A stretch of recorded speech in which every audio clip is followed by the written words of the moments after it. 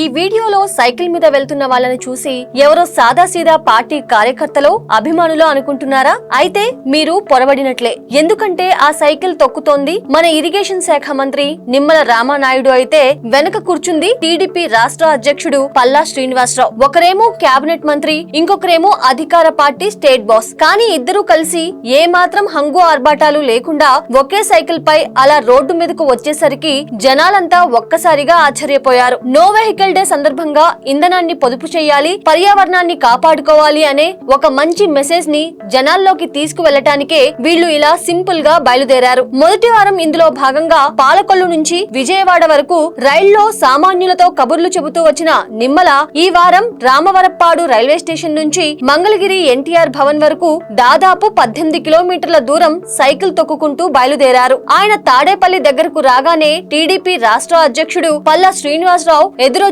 స్వాగతం పలికారు. ఏమండి, ఇద్దరం కలిసి వెళ్దామా అని నిమ్మల అనడమే ఆలస్యం పల్లా శ్రీనివాస్ కూడా మొహమాట పడకుండా వెనక సీట్లో కూర్చుండిపోయారు. ఇక అక్కడి నుంచి మండుతున్న ఎండను కూడా లెక్క చేయకుండా ఇద్దరు నేతలు ఒకే సైకిల్ పై డబుల్ రైడ్ చేస్తూ ముందుకు సాగారు. రోడ్డుపై వెళ్తున్న జనం కూడా ఈ సీన్ చూసి మురిసిపోతూ చూస్తూ ఉండిపోయారు. అయితే ఈ లాంగ్ జర్నీలో కాస్త దూరం వెళ్ళాక ఎండ దెబ్బకి దాహం వేయటంతో రోడ్డు పక్కన ఉన్న ఒక చిన్న సోడా బండి దగ్గర సైకిల్ ఆపారు. ఒక మంత్రి, ఒక పార్టీ ప్రెసిడెంట్ అనే ప్రోటోకాల్స్, సెక్యూరిటీ హడావుడి అంతా పక్కన పెట్టేసి సాదాసీదాగా అక్కడ నిలబడి ముచ్చట్లు చెప్పుకుంటూ చల్లటి నిమ్మ సోడా తాగారు. వాళ్ళు అలా సోడా తాగుతూ ఉంటే చుట్టుపక్కల వాళ్ళంతా చాలా ఆసక్తిగా చూశారు. ప్రధాని మోదీ, సీఎం చంద్రబాబు నాయుడు ఇచ్చిన పిలుపుతోనే ఇంధన పొదుపు కోసం ఈ సైకిల్ ప్రయాణం చేశామని ఇద్దరు నేతలు చెప్పారు. నిమ్మల రామానాయుడు ఈ ప్రయాణం తనలో ఎంతో స్ఫూర్తిని నింపిందని పల్లా శ్రీనివాసరావు కొనియాడారు. మా సీనియర్ నాయకులు, మంత్రివర్యులైనటువంటి నిమ్మల రామానాయుడు గారు గౌరవ ముఖ్యమంత్రి గారు ఇచ్చినటువంటి పిలుపు మేరకు,